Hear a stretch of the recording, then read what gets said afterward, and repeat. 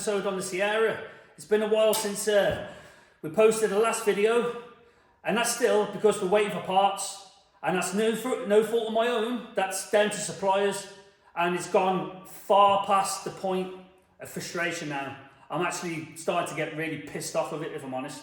I try and keep these videos PG-13, child friendly, so to speak, but children don't build cars, and this is a real world situation that I'm in. And yeah, I feel like I need to speak my mind about it. No clutch. There's some on back order, and we managed to get one. I'm not going to tell you the supply because I'm not about to throw people under the bus, but a clutch has been ordered, and it's not here, and it's been a while. So in the meantime, scratching my arse, pulling other jobs in, this, that, the other, but this car is costing me money to sit here and not be able to work on it, and that's no fault of my own, and that's down to failure to supply me parts that I need when I need it. So during the last video, or since the last video, I've drilled and tapped the sump, because this is where we're going to have the oil return for the turbo. We was originally going to use this port here, which was for the relocation of the dipstick. That's not going to work because the starter motor sits directly above it, almost touching it. So dipstick sits on the other side. I've also knocked the spigot bearing into the where the flywheel goes, like in between the flywheel and the crank. So there's a little spigot bearing that's gone in there. Tap that in. So job's a good one. I'm gonna have to pull this engine back out of this car because I don't have a clutch, but I need to get the engine mounts fabbed up. So yeah, stay tuned. Right, so now this is our new drilled and tapped oil return.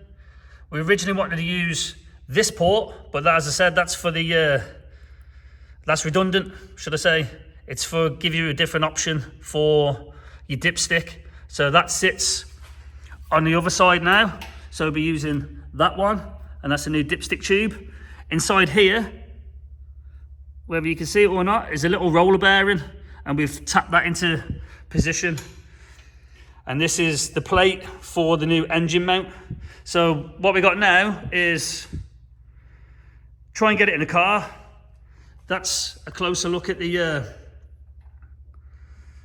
water return, or the water rail, should I say. New relocated one.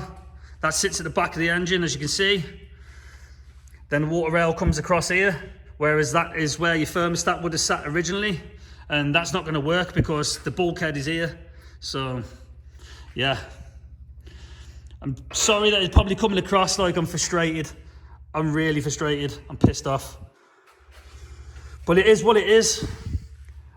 And things need to get moving. I need to make some engine mounts. I need to sit on these positions here. These engine mounts are probably better than the ones that come in the kit. So I'm going to use these bushings instead. There's the clutch, the gearbox. So that little spigot bearing is going to go on the end of there, that little flat, little round piece here, and not actually on the splines. So it just sort of sits inside there. So yeah, let's get to it.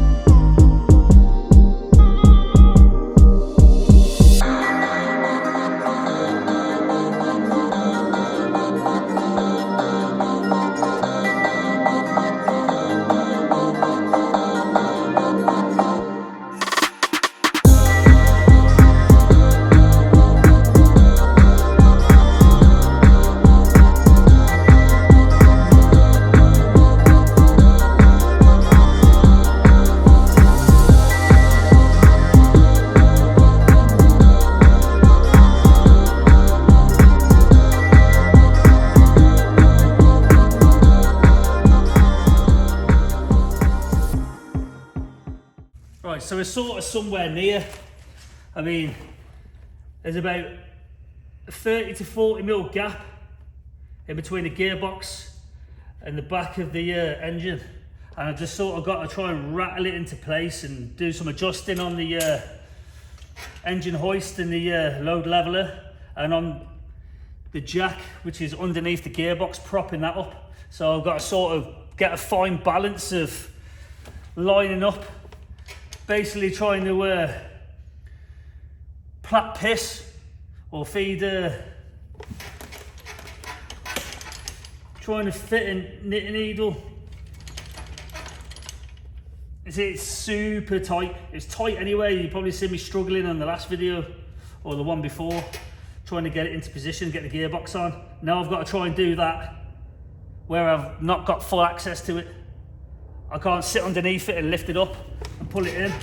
I just got to sort of jiggery pokery it in somewhere.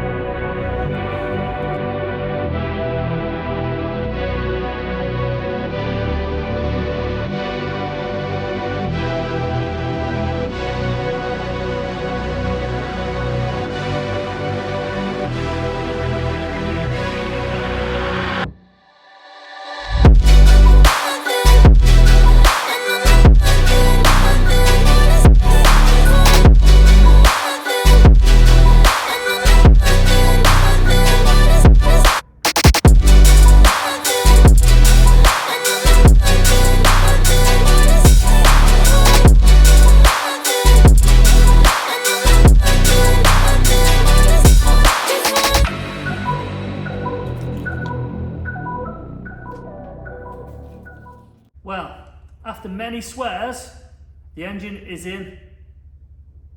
It took hours to try and line up with the gearbox. One-man band, trying to get the spline in to the spigot bearing and get everything lined up. Really started off as a non-event, but eventually, after perseverance, here's what we have. I mean, if you're looking for the face of turmoil, this is it. But we'll get there. We always plod along and we always win. I've got something called a post right, which is on the top. It's for leveling up stuff. And I've got the engine pretty level. So what I need to do now is measure from the top of the strut towers and try and get the engine lined up as best I can. So here we go. So here's a bit of a closer look. Here we have the post right, and as you can see, the bubble's in the middle. So that means the engine's sat level. I mean, it can't sit level that way. It'd have to raise up at the back. I mean, I can get to that and sort of get it where I need it later on. But we need to measure from the top of the strut towers to the top of where the coil leads go in the center, and try and centralize it and move the engine side to side until we get it where we want it to sit. Because we want it to get it as lined up as best as possible, so it stops any extra stress on the prop shaft and the bearings. So yeah, let's get measuring up. So you're going to take the end of the tape and get it in the middle, and to the driver's side it's 505 millimeters from the center to the top of the driver's side strut tower. And on this side is around 525. So engine needs to come that way a touch. So let's give her a jolt over and then go again. So now she's 515 on the passenger side.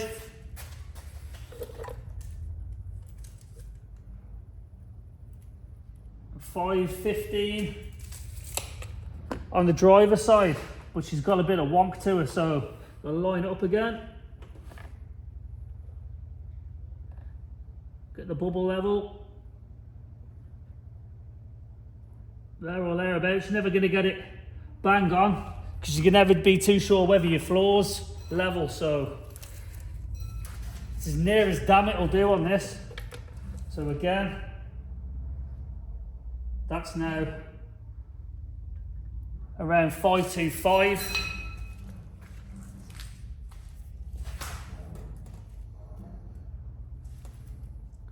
So it needs to go the other way now because it's at 505 this way. So back and forth, bit by bit.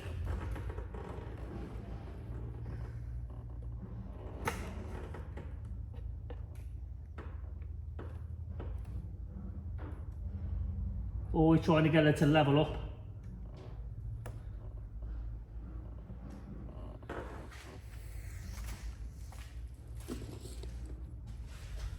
Or you could go outer, so that'd be 405mm from the outer coil, outer cam cover. It's at 425. So yeah, you get the gist of it. Side to side, and see how you get on. Right, so now if we go off this point here, the cam cover, which is bang in the middle, we've got 410mm from this outside of the bolt for the cam cover to the centre of the strut top bolt on the passenger side, and now we have the same 410 from centre of this strut bolt to there, so we're level, and that's where we want to be. Decided to go and change the engine mounts out, not because they needed to, but because the profile and these are fit better with this application. So these are what come with the retro Ford kit. So there are 17mm nut at the bottom, and then the M10s. That's the old mount. And then they've got a washer and a nylock, which is over here. I was going to use the original mounts off the old engine, which is over there, but they don't sit where we want them to sit, so we're going to have to use the kit to make our own. As you can see, there's quite a lower profile, so these work out better for us. So I'm going to put some flange nuts at the bottom. Use the original washer because it's thicker than the ones we got, so it suits better. And yeah, get the nut on and tighten her up. So that's our mounts now in place, and this is the start of your mount kit either side, and this is what everything's going to bolt to.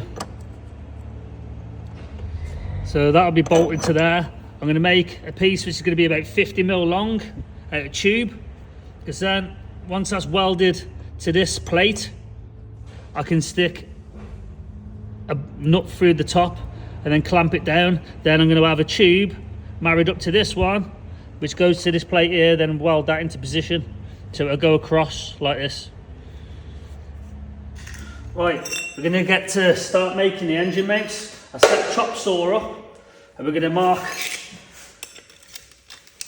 20mm on the ends of our tube. And we set the chop saw up at 30 degrees, and these are going to be our uprights off the bushings, and that's going to be our first datum point. Put some PPE on.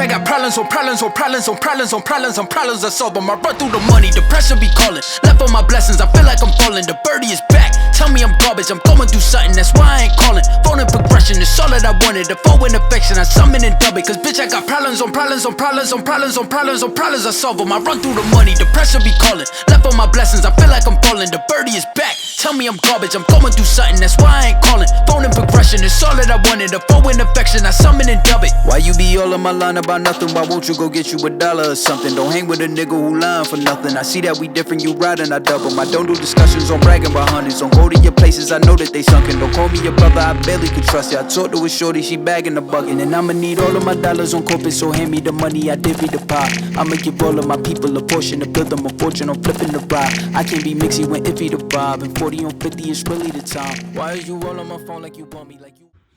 Right, back to the engine bay, and this is how it's going to sit. So taller end facing the engine, because we need to weld a beam across there to hold the engine in situ, and the same for this side. This side doesn't need to be as tall as that side, because the tube's getting welded on here as for the mount. So it gives you an idea of our plan with that. So what we're going to do is we're going to tack these into position with a welder, and then we can focus on building our bar going across for the mount and joining it all together.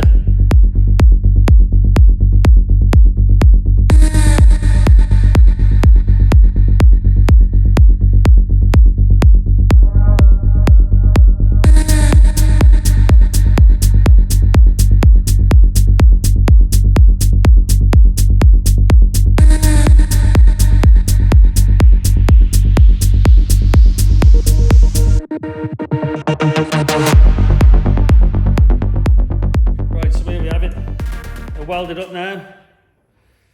That'll be the inside edge towards the engine, and then the next tube's going to go that way and go to the base plate for the engine mount. We've cleaned it up with a bit of Scotch-Brite. We've got our Shaviv deburring tool in there, so now it's not dangerous to the public, and when you get in there you're not going to cut your fingers off. So next thing, we're going to stick them on the mounts and tighten them up.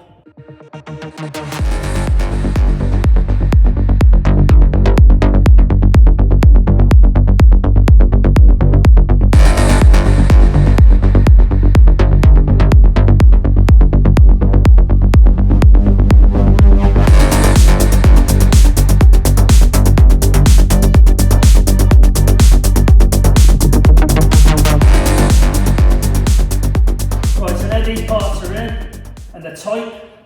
That's your datum point, as I call it. It's your starting position.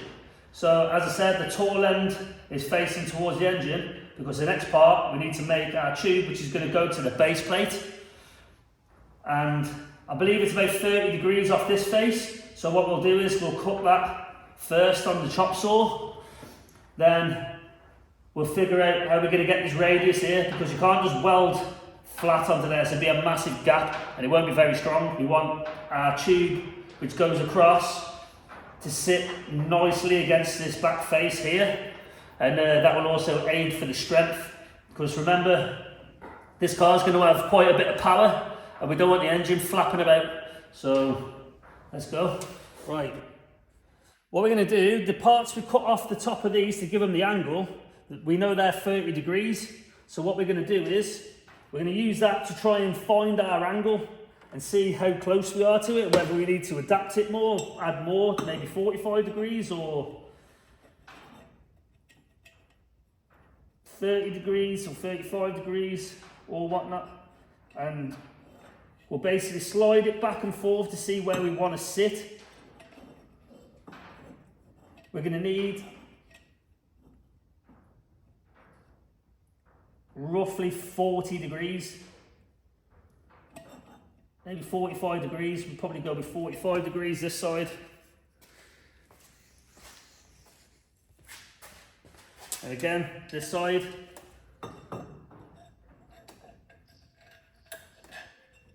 We'll put it on the end of the tube and see if we can, this side we can get away with 30 degrees. I'll just double check this side instead of me seeing if I'm being an idiot or not. See if we can make the 30 degrees work, which it looks like we can. In fact, we definitely can. So yeah, I was having a bit of a moment now, showing my age. Then what we're going to do is We're going to measure the distance because then we'll know how far we need to chop this tube down. But we want to be going to the middle of this tube, like the semicircle, measure to the middle of that, because we need this tube to be flat this one side and then radiused inwards. So it sits around this tube here and the same the other side. So I'll get my trusty tape. And to the middle of this tube here is around 180 millimeters.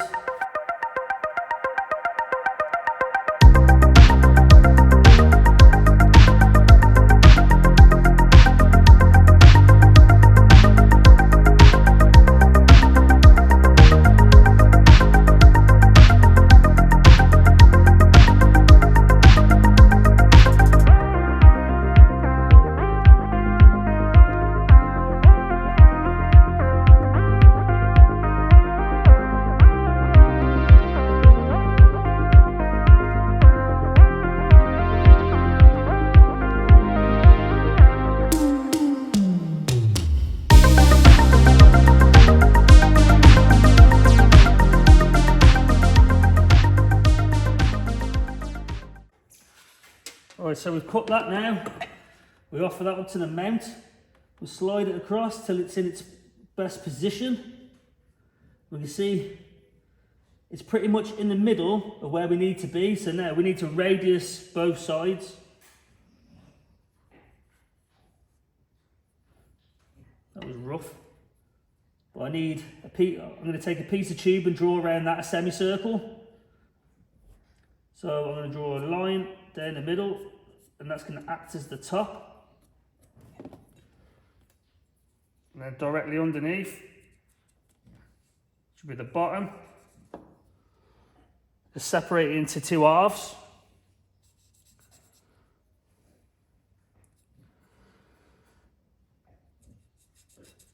Then I'm going to quarter it.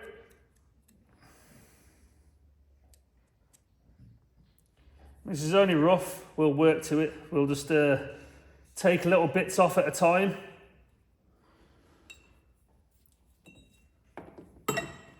As I always say, measure twice, cut once and all that. So I'm going to write a T for top. I'm going to use that as our datum point. So we need to semicircle this now at the top. Semicircle it at the bottom, which is this one. And then this will be rounded off, so it wraps around this tube, like so. So what we're going to do now is, we've got this offcut here, the ends have been prepped. I could do with like 6 hands right now. We're going to get this in the middle, like that. Just going to roughly draw around it. Obviously, easier said than done. So we're going to take it over to the vise and draw around that and then show you what we've come up with. Right, so now you can see we've got a semicircle here, which is going to portray the radius of our mount here. That's the top. And then you've got the bottom, which is the same. So we're going to carve out this bottom and top. And then we're sort of going to transition around here just to smooth it out so we can get all the way around. And that'll give us our strongest possible mount. So we offer that up there now. This should slide down to where we need it. As I say, like, don't take too much off. So let's go.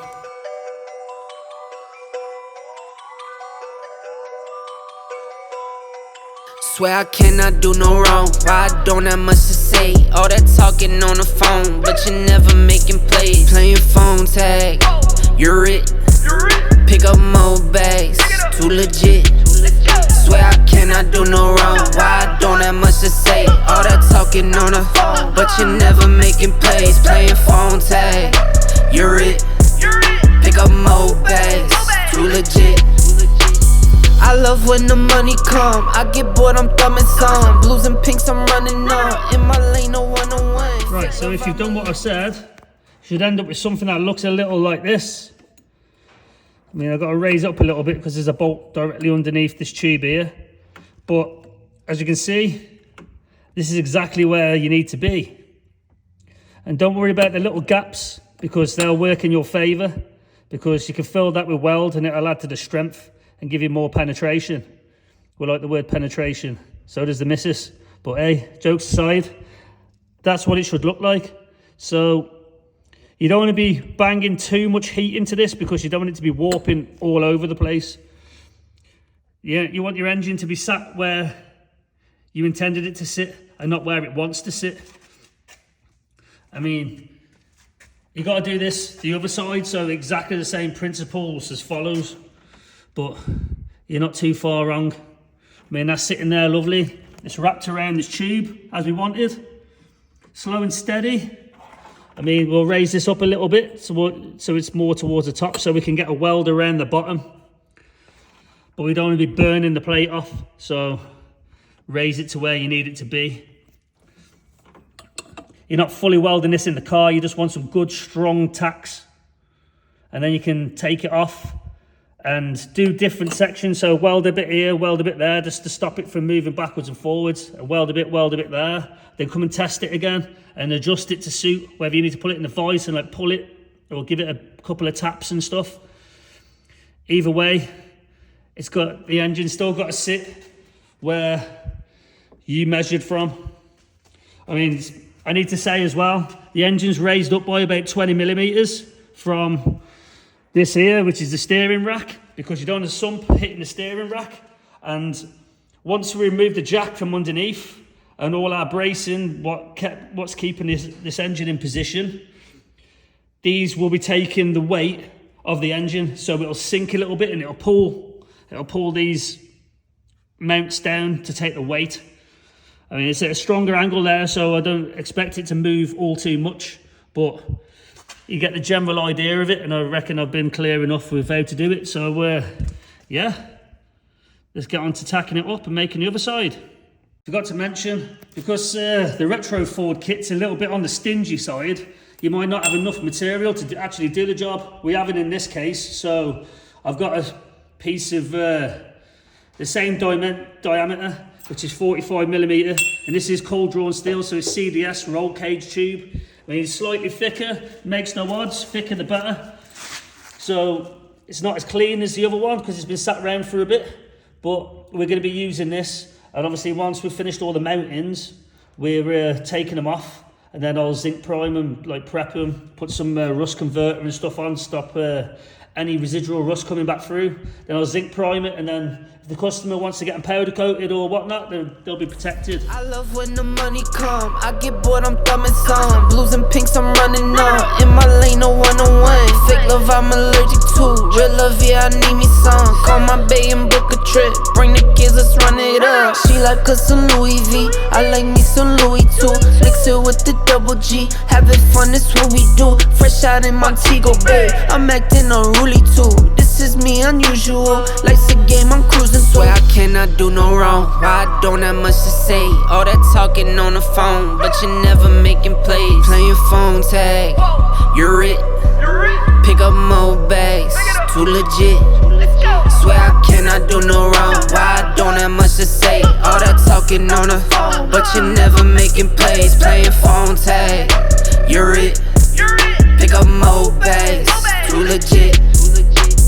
In the box like Barry Bonds, hitting bombs like Aaron Judge. I might slip and steal a bag, turn it third and get a ring. Tap the pedal, see it soon. Neighborhood on to the moon. Zoom, zoom, zoom, zoom. Zoom, zoom, zoom, zoom. I just bought new shoes today. I wear my new shoes Remember today. what I said about the quarters? We've got our top. So we're going to take our pen now and make a bottom. So look directly at it, like so. Make a mark. Then write a B for bottom. Then look directly down the side. And just quarter it. So that'll make it easier for you to get your radius tube. We know that we're going to be making a nice transition once we've cut the main out.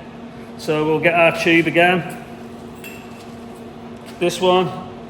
Get it in the vise in the center, mark out around there, so we've got that radius, then on the bottom, and then the rest we'll just trim up so it's nice and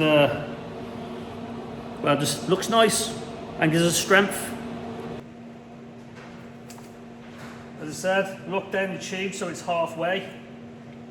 Get your top position in the vise,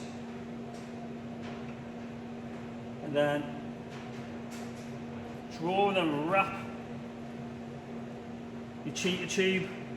That's this, by the way. So then you've got that radius, so that's going to sit in there, and then we'll round these edges off.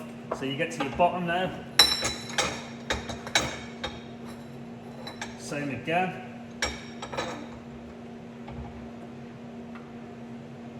Get it in the middle.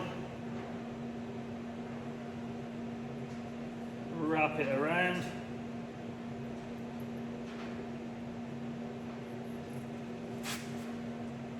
Then you can curve that round there. Top to bottom, and then the curve in the middle. You see there? Curving this back round on itself. I mean, it's only rough, but you'll get it better when you get the grinder out. Like so. Let's grind it out. Remember that both sides are different.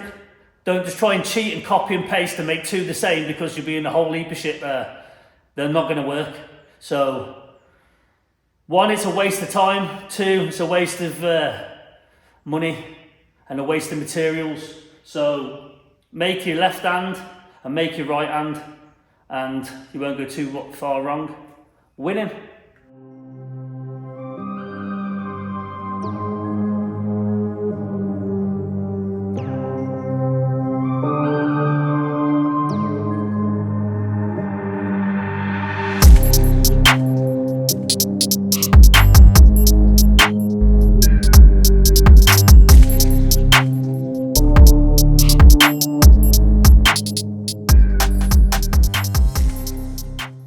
I actually make my job a lot harder and my life a lot harder by doing these videos, by trying to be relatable.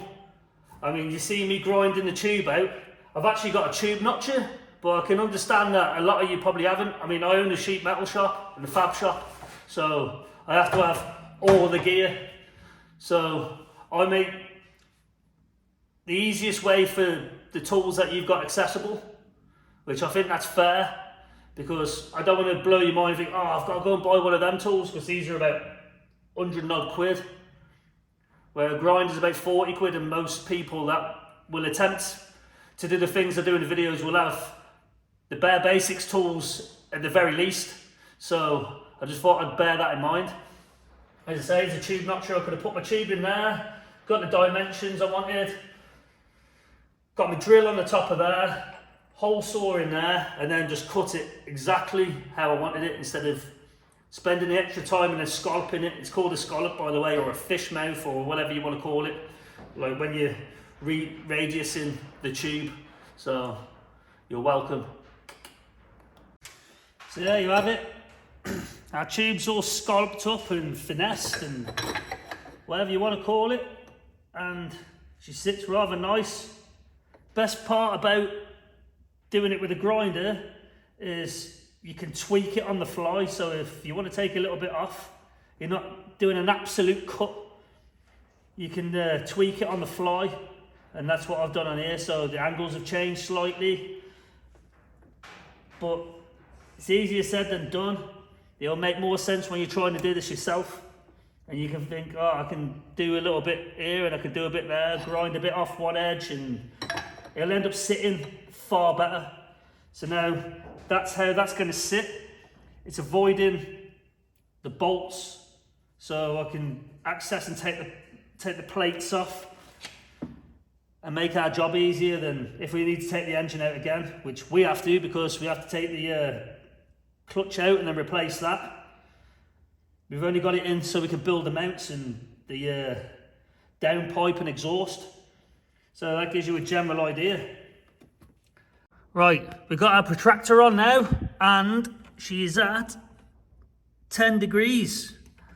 And what we want to do is get our freshly made tube at 10 degrees, which I know works because we've already checked the angle and we can achieve 10 degrees. So just mirroring the other side is the way to go.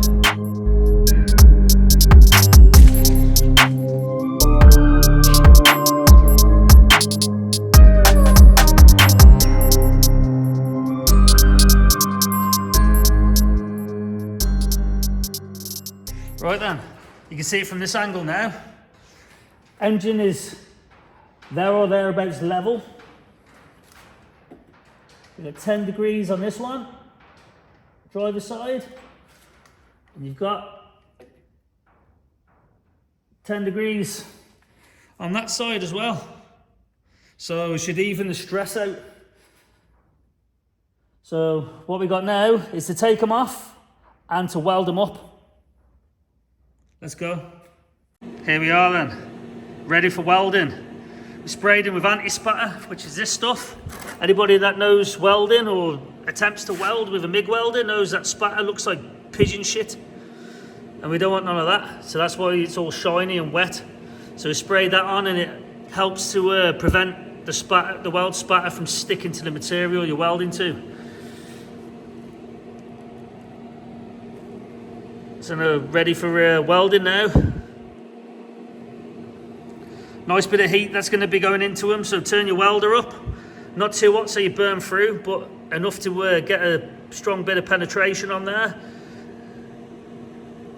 Like so. Make them nice and strong.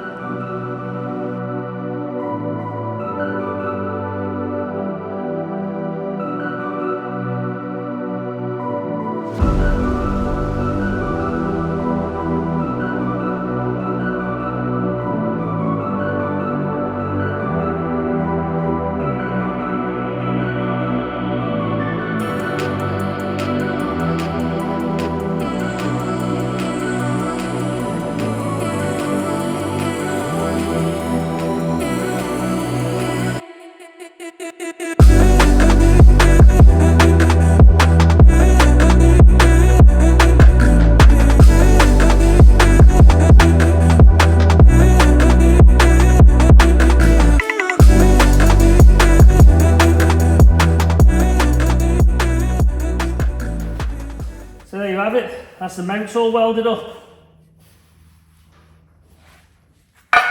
Super strong.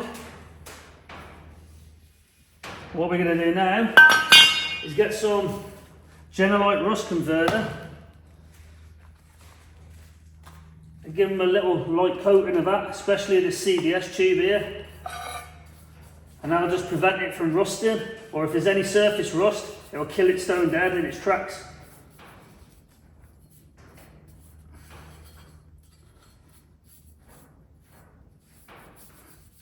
Before we zinc prime it and give it a layer of protection. As I said, if the customer wants to go down the road of or the route of painting or powder coating them, I mean that's up to him. I'm just here to build the car.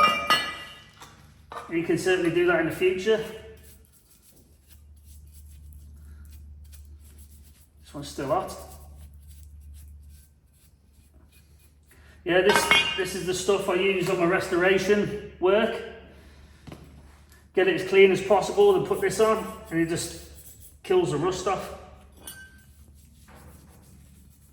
I mean, everything's brand new apart from that CDS tube which I've had sitting around for a while from building a roll cage.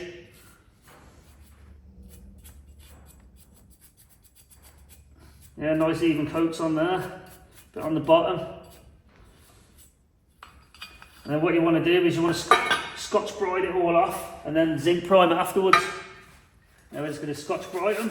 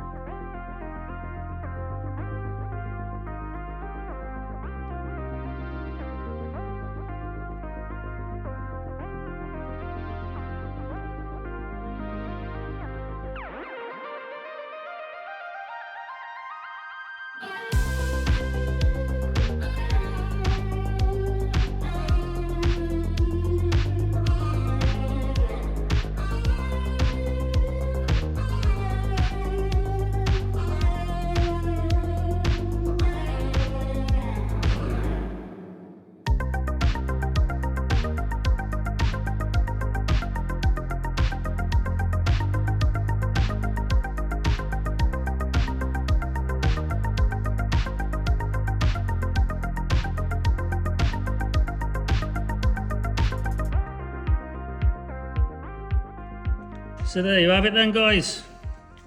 I say to make your own engine mates with half your own ideas and half a retro Ford kit. I mean, they don't supply enough material for you to go about this way if you're going to do it in this sort of application, the Sierra, with a Zetec, which is holding her own weight, which is rock solid, stiff as a board. She ain't going anywhere. She's about 20 mil or 25 mil above the steering rack, as you'd want it. And with a little bit of zinc primer, you can see what you can achieve. Looks nice in black. I mean, you could go ahead and drill a hole at the bottom for any water drop off, but I think I'm going to stick some rubber caps in the top.